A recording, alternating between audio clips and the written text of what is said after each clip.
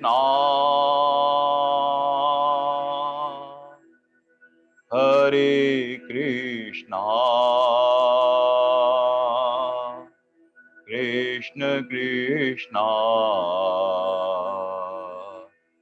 हरे हरे हरे राम राम राम हरे हरे हरे कृष्णा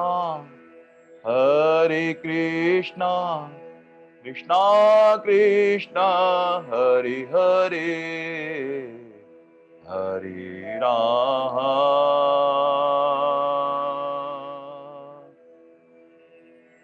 हरे राम राम राम हरे हरे हरे कृष्णा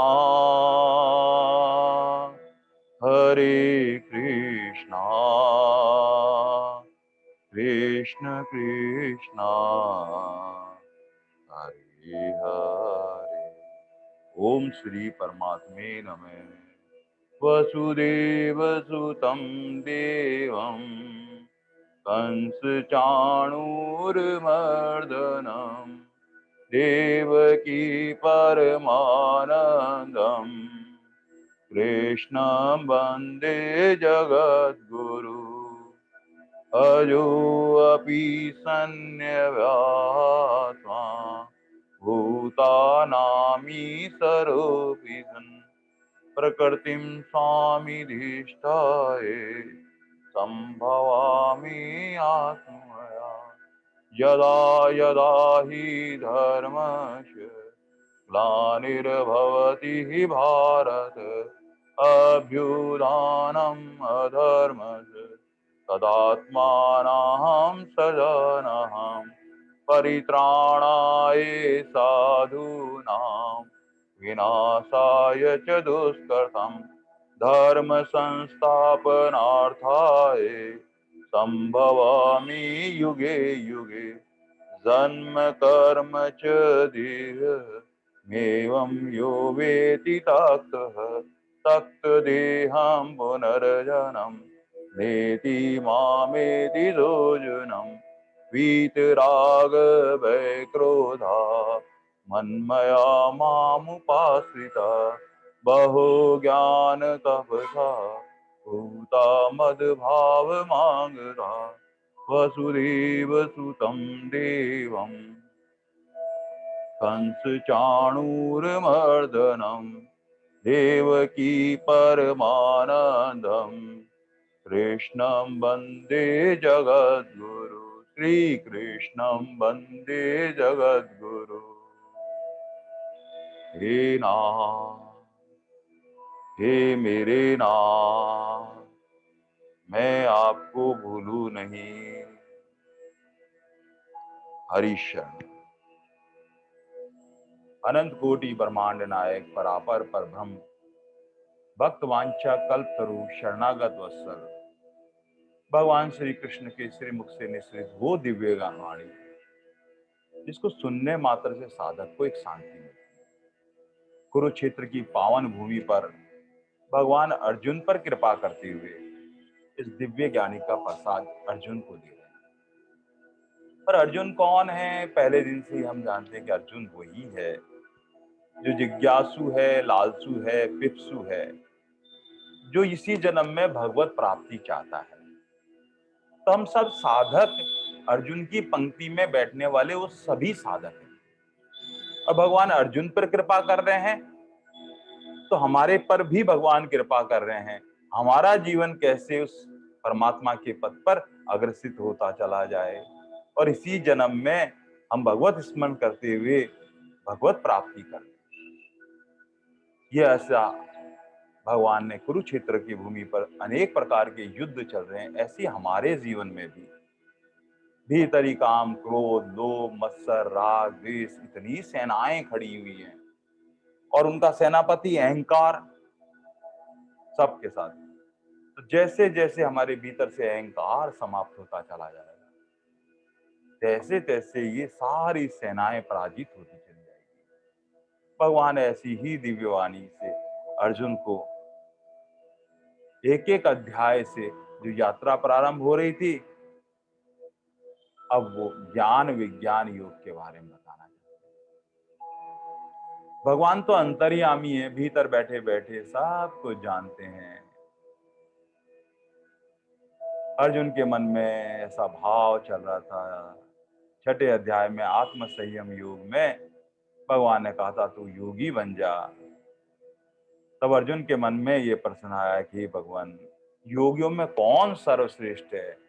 भगवान ने कहा कि जो मुझ में श्रद्धा रखता है, जो मेरा भजन करता है, जो सेवा करता है, जो मेरे ही प्राण रहता है, वो सर्वश्रेष्ठ योगी है। अर्जुन ने कहा भगवान मैं भी ऐसा योगी बन सकता हूँ। तो भगवान ने कहा हाँ क्यों नहीं, जरूर बन सकते हो। लेकिन भगवान जब मैं अपना आत्मविश्लेषण करता हूँ तो मुझ में देखता हूँ ऐसे भक्त बनने के लिए नित्य और निरंतर मेरा भजन बनता नहीं है प्रभु। ऐसे भीतर ही भीतर भगवान से प्रार्थना कर रहे थे अर्जुन। और भगवान ने उस शंका को निवारण करने के लिए अर्जुन को ज्ञान विज्ञान का उपदेश प्रारंभ किया। कारण है कि ज्ञान भी होना आवश्यक है और विज्ञान भी जानकारी होना चाहिए। ज्ञान से क्या होगा? हमारे सारे संशय का नाश हो जाएगा, परमात्मा के समग्र रूप को जान पाएंगे और परमात्मा के समग्र रूप को जानने से, संशय मिटने से भगवान में स्वाभाविक प्रेम होना लगता है। फिर संसार में कहीं हमारे राग द्वेष नहीं होंगे, कोई संशय नहीं है। इसलिए ज्ञान का बहुत बहुत बहुत महत्व है। यद्यपि ये ज्ञान शब्दार्थिक रूप से प्रकट नहीं किया जा सकता, कितने भी शब्द सुने जाएं, कितने भी प्रवचन सुने जाएं, ये ज्ञान हमें बोध नहीं करा सकता। संतों ने कहा है कि जब भी ये भगवान की बहुत बड़ी कृपा होती है साधक पर, भगवान की हेतु कृपा से भीतर से ये ज्ञान प्राप्त होता है। एक ज्ञान होता है वो सामान्य जानकारी होती है जो हम सुनते हैं, लेकिन सामान्य जानकारी तो आधा अधूरा ज्ञान होता है, पूर्ण ज्ञान नहीं लिया होता है, समग्रता लिया हुआ नहीं होता है। जिस प्रकार से अगर हम कहीं जापान में कहीं यात्रा करने पर चले जाएं और जापान में कोई व्यक्ति हमको मिल जाए और वो कहते हैं कि आप वहां भारत में पिंक सिटी जो जयपुर है उसके बारे में जानते हो, तो हम निश्चित रूप से ये कह देंगे हाँ पिंक सिटी के बारे में तो हम जानते हैं क्योंकि हम वहां रहते हैं, राजस्थान की राजधानी है, अरे वहां तो हम अच्छी तरह जानते हैं। लेकिन वही पर्सन अगर हमारे समक्ष जयपुर में कोई ये पूछने लग जाए क्या आप जयपुर के बारे में जानते हो, तब आप सोचते हो अरे जयपुर में रहते हैं और ये जयपुर के बारे में पूछ रहे हैं, कोई गुड बात है। इसके कौन संस्थापक थे, कब बसा था, कौन कौन से यहाँ के प्रसिद्ध किले हैं, कौन कौन से रमणीक स्थान हैं जहां पर घूमा जा सकता है, तब कहते हो कि अरे मुझे तो पूरा ज्ञान नहीं है। जो जापान के अंदर हम कहते थे हाँ मुझे ज्ञान है, वही जयपुर में आकर कहते हैं मुझे ज्ञान नहीं है, पूरा ज्ञान नहीं है। ये आधा अधूरा ज्ञान, यही तो अज्ञान कहलाता है। बस ज्ञान वो है जो हमें पूर्णता प्राप्त करा दे, उसके बाद में कुछ जानना बाकी ना रहे, कुछ सुनना बाकी ना रहे, सारे संशयों का भेद मिटा दे। और वो ऐसा ज्ञान तो क्या है, परमात्मा तत्व का ज्ञान है। इसलिए ज्ञान को पर ब्रह्म कहा गया है। गीता जी के 13वें अध्याय से लेकर 18वें अध्याय तक भगवान इसका निरूपण करेंगे। वह ज्ञान है, वह ज्ञान जिसके अंदर क्षेत्र क्या है, क्षेत्रज्ञ क्या है, दोनों का स्पष्ट भीतर संशय मेट दे, वो ज्ञान कहलाता है। जहां कोई शंका ही ना रहे, जहां परमात्मा के स्वरूप को, गुण को, लीला को, भेद को समग्रता से जान लिया जाए, वो ज्ञान। तो ज्ञान के इतनी दिव्यता लिया हुआ शब्द है, लेकिन उस स्तर तक अगर हम नहीं पहुंच पा रहे हैं तो एक सहज साधारण भाषा में जिससे हमारा काम चल जाए, तब ज्ञान और विज्ञान के भेद में भगवान संतों का विचार है कि जो कुछ हम सुनते हैं व्यवहारिक रूप में वो ज्ञान कहलाता है, जिसको सामान्य ज्ञान भी कहते हैं, व्यापक ज्ञान भी कह सकते हैं। लेकिन विज्ञान का मतलब विशेष ज्ञान जो अनुभूत में आ जाता है, जो अनुभव में आ जाता है। जिस प्रकार हम गीता जी का स्वाध्याय करते हैं, नित्य पाठ करते हैं, सुन रहे हैं, ये सब सामान्य ज्ञान जैसी बात है। लेकिन जब हम भगवान की वाणी पर दृढ़ श्रद्धा रखते हुए, मनन चिंतन करते हुए, निष्ठा में परिणित होते हुए, रात दिन एक एक शब्द को आत्मसात करते हुए जब हम साधना करते हैं और भगवान की कृपा से भीतर से ही वो अनुभूत में आने लगता है, जहां किसी प्रकार का कोई संशय ना आए, जिसको कहते हैं कि अप्रोक्ष ज्ञान। ये जो है संसारिक ज्ञान है नहीं, जहां परमात्मा प्राप्ति का अद्भुत ज्ञान जो अनुभूत में आ चुका है, वो विज्ञान। एक जगह संस्कृत के बहुत बड़े श्लोक के व्याख्याकार बैठे हुए थे और सब बैठकर उसका आनंद ले रहे थे, और उनके गुरु महाराज जी वहां बैठे थे। एक जो साधक था उनसे कहा कि इस श्लोक को तुम पढ़ो। उन्होंने अपनी किताब में देखकर उस श्लोक को पढ़ा। पढ़ते ही उनको लगा कि इसका उच्चारण जो है, ये शब्द ऐसा नहीं होना चाहिए। उन्होंने कहा नहीं नहीं, रुको रुको रुको, इसको दोबारा पढ़ो। दोबारा भी वैसा ही पढ़ा। अरे तुम गलत बोल रहे हो। वो कहता है महाराज मैं क्या गलत बोल रहा हूं, पुस्तक में लिखा ही ऐसा है। उन्होंने कहा ऐसा लिखा है तो गलत लिखा हुआ है, कहीं ना कहीं प्रिंटिंग मिस्टेक हो गई है, कहीं ना कहीं लिखने में चूक हो गई है, ये शब्द ऐसा नहीं होना चाहिए।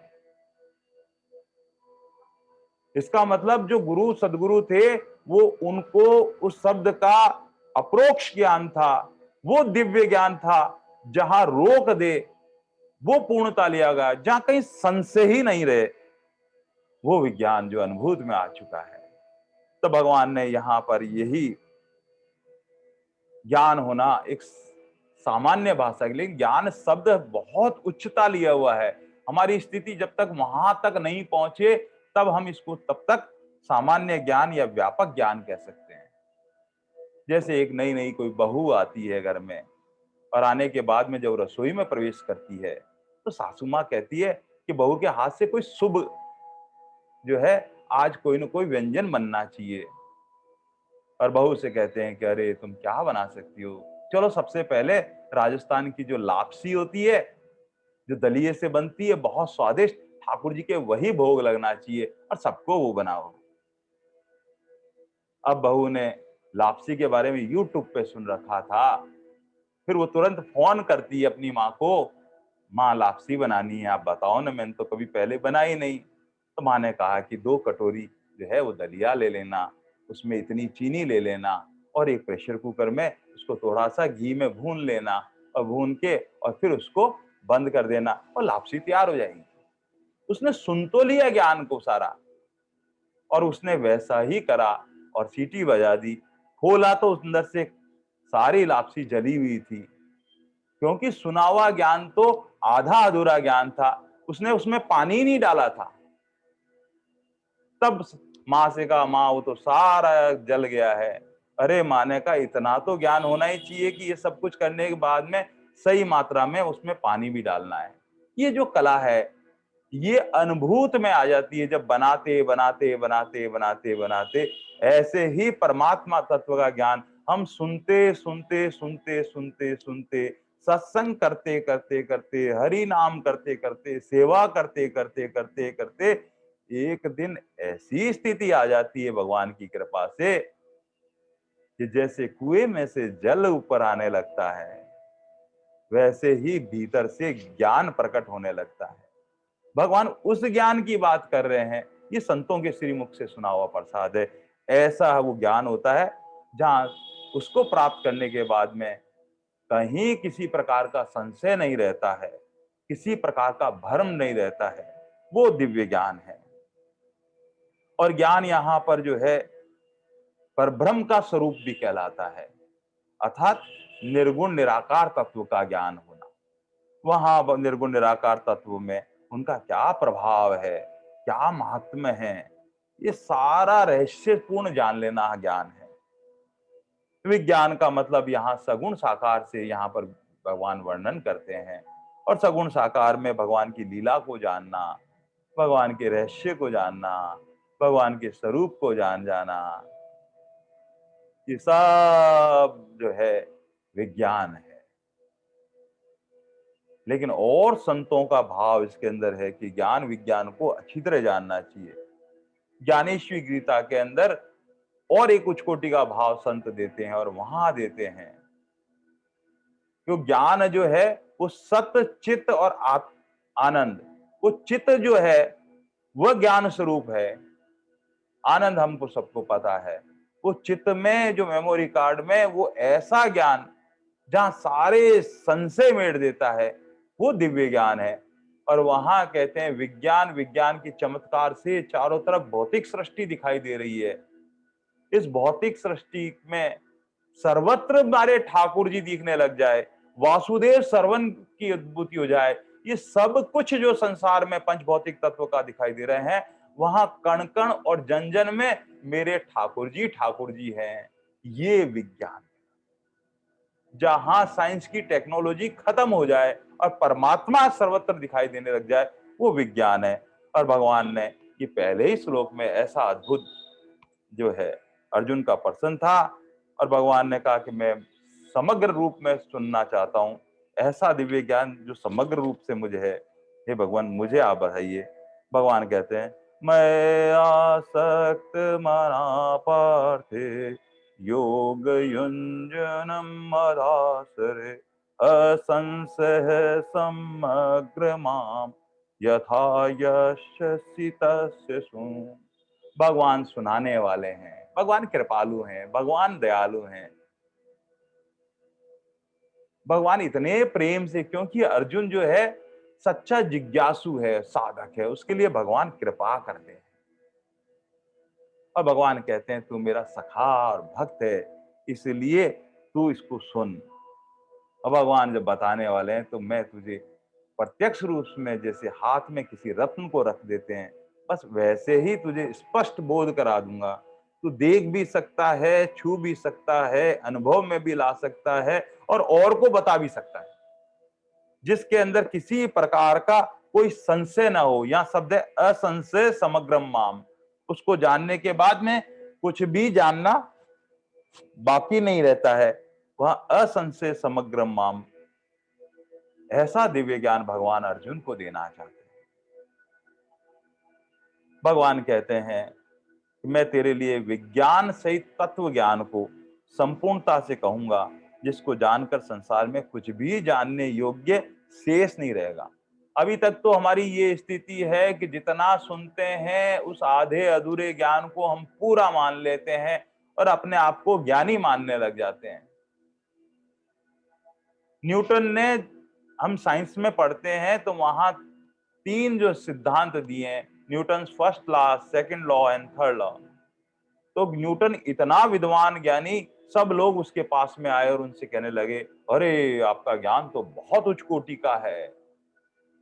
और सुबह प्रभात बेला थी, वो समुद्र के किनारे टहल रहे थे न्यूटन, और आके कहा, अरे आप जैसा कोई बुद्धिमान नहीं, आप जैसा कोई ज्ञानी नहीं, आपने क्या खोज की है, क्या ये की है। तब न्यूटन ने कहा, अरे ये जो समुंदर दिखाई दे रहा है ना इतना बड़ा, इस समुंदर में एक बूंद अंश जितना ज्ञान मुझे प्राप्त हुआ है। वो मेरे परमात्मा का ज्ञान तो अगम है, अगाध है, विशाल है, दूर दूर तक। जिसने जिसकी पात्रता थी उतना उसमें से उसने ग्रहण किया है। बाकी जो जो हम ऐसे करते हैं, तो जितना हम जानते हैं, स्वामी जी महाराज यही कहते हैं, जो परमात्मा के बारे में जितना बोलता है कि परमात्मा ऐसा है, भगवान ऐसे हैं, जो शब्दार्थिक रूप में उस परमात्मा का वर्णन करता है, वो परमात्मा का वर्णन नहीं करता है, बल्कि अपनी ही बुद्धि का वर्णन करता है कि मैं इतना ही जानता हूं। क्योंकि पूर्ण भर परमात्मा को कौन जान सकता है? वही जान सकता है जिसको वो जानना चाहते हैं। और जो जान जाता है वो तो मौन हो जाता है, वो बोलता ही नहीं है, वो तो शांत हो जाता है, वो शांत रस में डूब जाता है, क्योंकि उसको आपको सुनना बाकी नहीं है, कोई जानना बाकी नहीं है, और उसको करना बाकी नहीं है।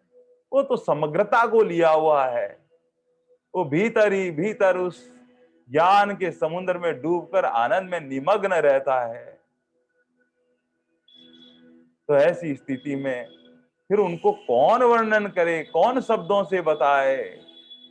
लेकिन फिर भी संत महात्मा, सदगुरु परमात्मा हम सब पर कृपा और दया करने के लिए जो उन्होंने भीतर आनंद लिया है, उस आनंद को वो प्रकट करना चाहते हैं हमारे समझ में। ये हम पर कृपा है, शब्दार्थिक नहीं बताया जा सकता है, लेकिन हम पर दया आ जाती है। तब वो कहते हैं, अरे मैंने भीतर जो आनंद दिया है वो आपको बांटना चाहता हूं। ऐसे करके सदगुरु महात्मा उस परमात्मा की व्याख्या करते हैं। वो चंद्र न्याय दर्शन करते हैं, वो बताते रहते हैं, वो देखो पंच पेड़ पर चंद्रमा है।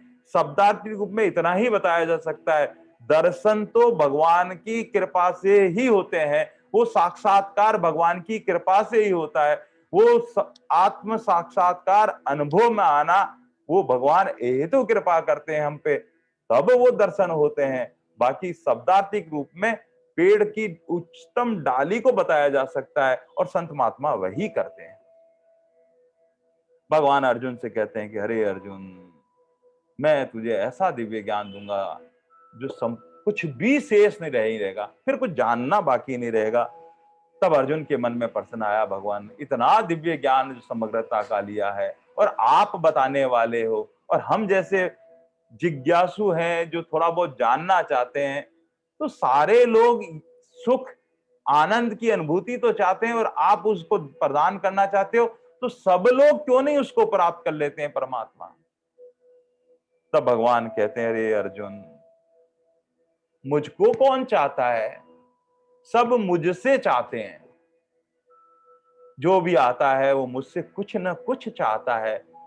जो सर्वस्व अर्पण करके जो मुझको चाहता है, मैं उसको प्राप्त करता हूं। इसलिए भगवान कहते हैं, मनुष्याणाम से स्त्रीषु कस्चित् यातति सिद्धे यत ताम अपि सिद्धानाम कश्चित् माम वेतिता।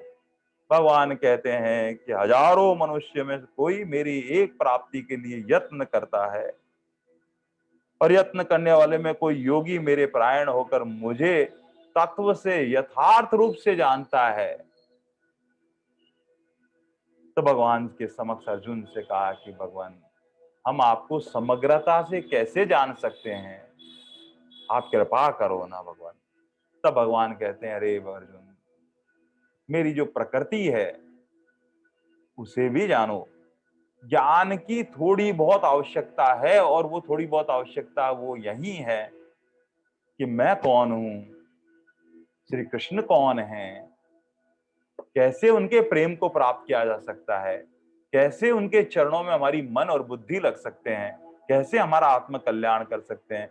ऐसी जिज्ञासा धीरे धीरे धीरे भगवान की कृपा से भक्ति भीतर पैदा होती है। और जब भक्ति है वो माँ है, और जिसके भीतर भगवान की भक्ति भगवान की कृपा से प्राप्त होती है, तो भक्ति के ही पुत्र हैं ज्ञान और वैराग। जो भक्ति के लिए पात्र हो जाता है भगवान का, उसके भीतर ज्ञान भी उदय होने लग जाता है भगवान की कृपा से, और धीरे धीरे उस ज्ञान से संसार का चढ़ा हुआ जो रंग है वो उतरने लगता है, और उसके जीवन में वैराग आने लगता है। अब संसार मीठा नहीं लगता है, अब ठाकुर जी मीठे लगने लगते हैं। बस भगवान ने कहा, ये प्रकृति जो है ये मेरा ही स्वरूप है। यद्यपि सब कुछ क्रियाशीलता प्रकृति करती है, मैं कुछ नहीं करता हूं। भगवान एक और सूक्ष्म बात बताना चाहते हैं, और वही कहना चाहते हैं कि मैं अकर्ता हूं। सब कुछ करते हुए भी भगवान अपने आप को अकर्ता रखते हैं, मैं कुछ नहीं करता हूं। अरे भगवान आप नहीं करते, तो भगवान से भक्त से पूछता है कि भगवान फिर करता कौन है? ये जो मेरी प्रकृति है ना वो करती है। और प्रकृति कैसी है? जिस प्रकार धूप में खड़े होने पर एक छाया सी प्रतीत होती है, प्रतिबिंब दिखाई देता है, बस भगवान की वो प्रतिबिंब रूपी माया वही प्रकृति है। भगवान ने कहा ये दो भेद वाली है, एक अपरा प्रकृति कहलाती है और एक परा प्रकृति कहलाती है। अब परा तो बिल्कुल मेरी चेतन स्वरूप जीव प्रकृति है। शुद्ध जीव जो है, जो शुद्ध हो जाता है, तीन गुणों से पार हो जाता है, गुणातीत हो जाता है, जीव ब्रह्म की एकता हो जाती है, वो चेतन तत्व और आत्म तत्व में कोई अंतर नहीं है। लेकिन वही जीव स्वयं बंधन की मान्यता से तीन गुणों में आबद्ध हो जाता है, माया में आबद्ध हो जाता है, इस प्रकृति में रच बच जाता है और अहमता कर लेता है, फिर ममता कर लेता है, तब वो माया में आबद्ध होने की वजह से वो जीवात्मा कहलाता है। जिस प्रकार चावल का एक दाना होता है, उसके ऊपर एक छिलका होता है, वो छिलका है, वो माया का जैसा छिलका है, वो प्रकृति का छिलका है। वो छिलका जैसे ही तीन गुणों का उतरा और जी उतरने के बाद में भीतर से चावल ही निकलता है। बस ऐसे ही ये तीन गुण की जो माया में आबद्ध जीव है, धीरे धीरे भगवान के तमोगुण समाप्त हो जाता है, रजोगुण समाप्त होता है, सद्गुण में आ जाता है। सद्गुण में सुख भोग नहीं करता है, जीवन में वैराग आ जाता है, रात दिन भगवान की भक्ति करते हैं और करते करते भगवान के शरणापन हो जाता है और भगवान की हेतु कृपा से वो माया का छिलका उतर जाता है और फिर जीव ब्रह्म की एकता हो जाती है। ऐसा संतों का भाव है, प्रसाद है उनका। ऐसा कहते हैं कि ये माया इस तरह से विलग हो जाती है, भगवान के शरणापन होने पर माया होती है, अन्यथा इस भव सागर से कैसे पार किया जा सकता है। एक मछुआरा होता है, जब जाल फैलाता है तो सारी मछलियां उसमें आबद्ध हो जाती है, बंध जाती है। लेकिन जो मछली उस मछुआरे के चरणों के पास में रहती है, वो उस जाल में नहीं फंसती है। बस ऐसे ही जो भगवान के शरणापन भक्त रहता है, जो भगवान में ही अपने मन बुद्धि को लगाए रहता है, भगवान का भजन करता रहता है, भगवान की माया उसको नहीं लगती। वरना बड़े बड़े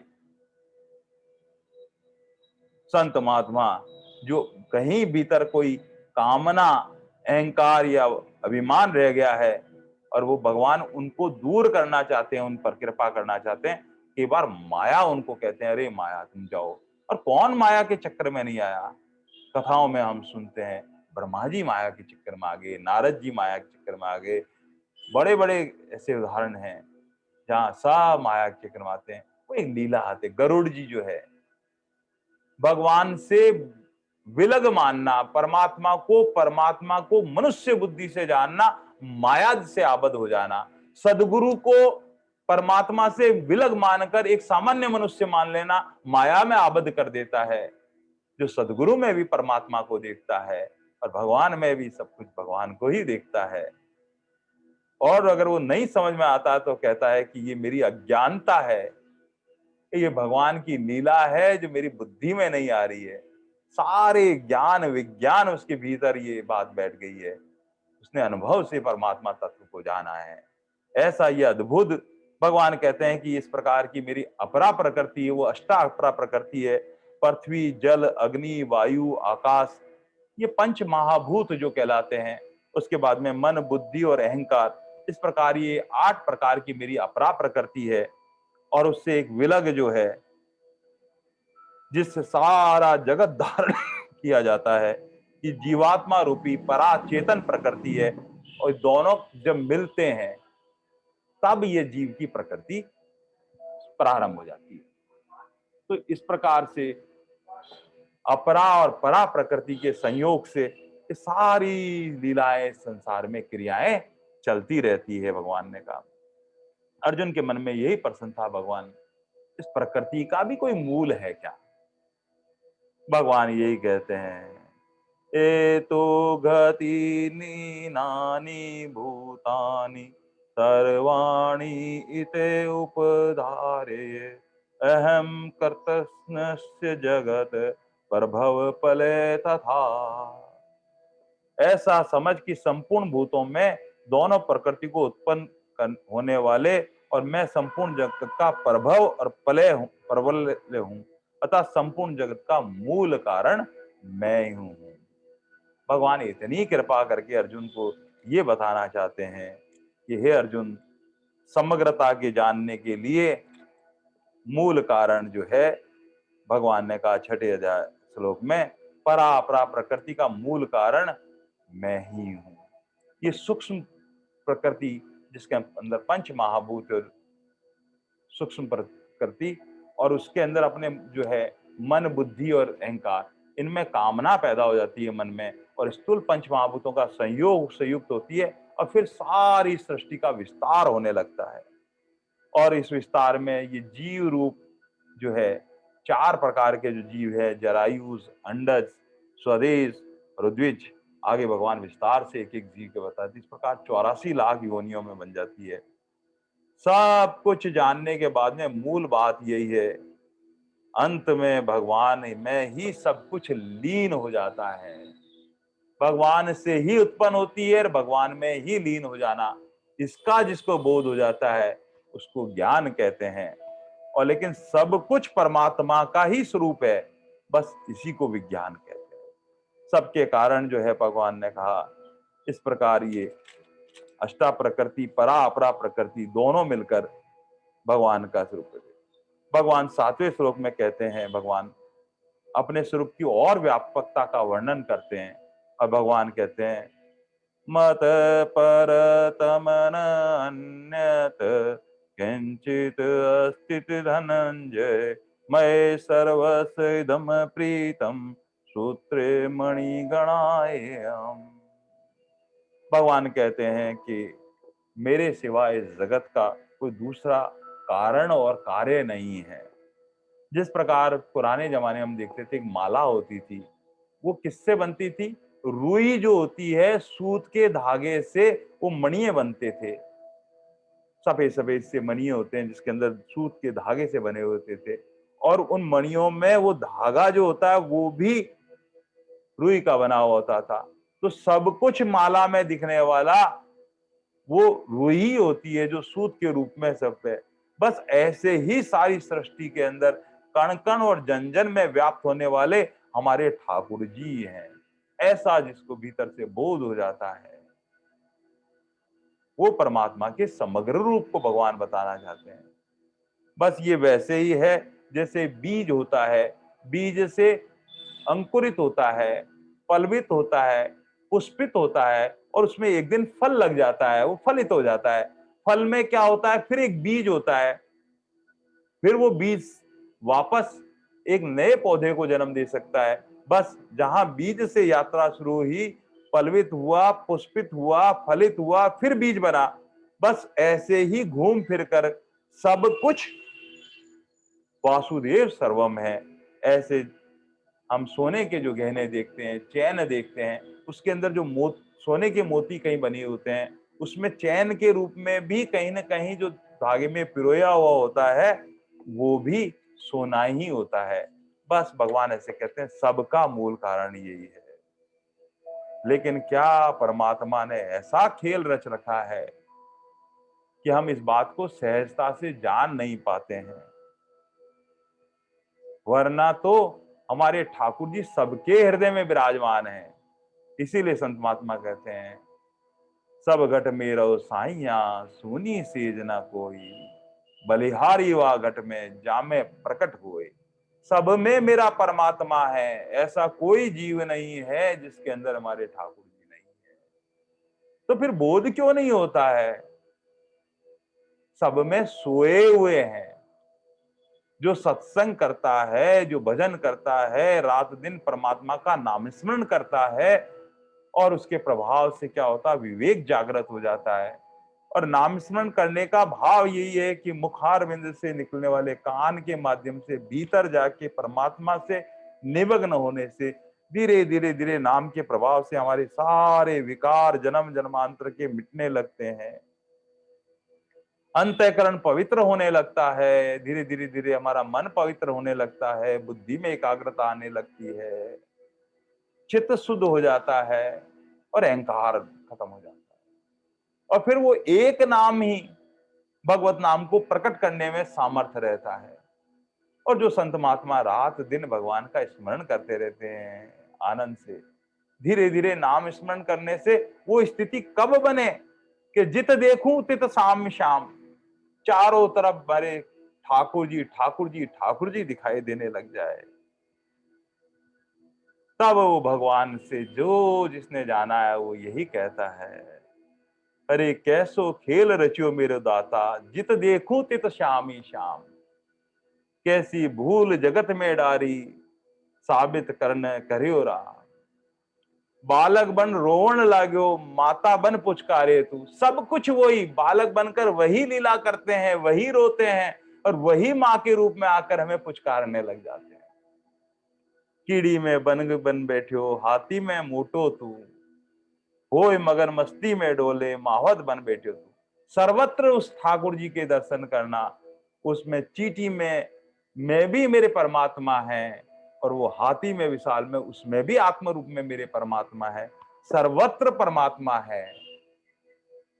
और देवल में देवता बन बैठे हो, पूजा करण पुजारी तू।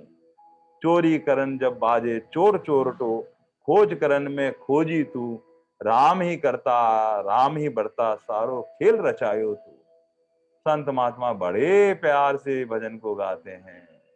कैसो खेल बनायो मेरे दाता, जित देखूं तुत सब श्याम ही श्याम।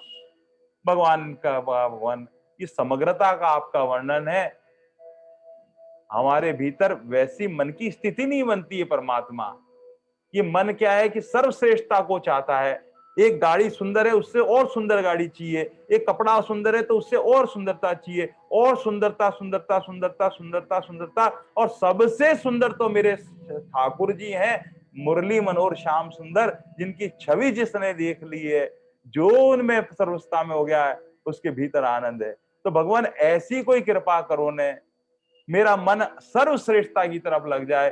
तब भगवान ने कहा कि सर्वत्र सब जगह कण कण जन जन में वही व्याप्त हो रहा है। भगवान कहते हैं कुछ विभूतियां हैं जो 8वें श्लोक से लेके 12वें श्लोक तक भगवान विभूतियों का वर्णन करते हैं, विशेष ऐश्वर्य से युक्त, जहां हमारा मन सहज में लग जाते हैं। अब भगवान कहते हैं अर्जुन, तेरा मन मुझ में लग जाए और नित्य और निरंतर लग जाए। इसलिए भगवान वर्णन करते हैं कि मैं जल में रस तत्व हूं। कैसे रस तत्व में है? गर्मी के चिलचिलाती धूप के अंदर हम कहीं से आए और हमारे प्राण निकल रहे हो, और उस वक्त हमें शीतल पेय जब पीते हैं एक एक घूंट, और भीतर से एक शांति सुख और एक आनंद की अनुभूति होती है। वो कौन है वो शांति सुख आनंद देने वाले? वो हमारे ठाकुर जी हैं। वो रस रूप में विराजमान है। भगवान कहते हैं मैं जल में रस रूप में हूं। पूर्णिमा की शीतल चांदनी में जब चंद्रमा खिला हुआ है, पूरे रोशनी है। रविवार के अलावा जो क्लास है वो 40 मिनट की होगी, जैसे ही पहले भी स्थित कर दिया है। तो जैसा भगवान ने इच्छा कर रखी है व्यवस्था, तो भगवान ने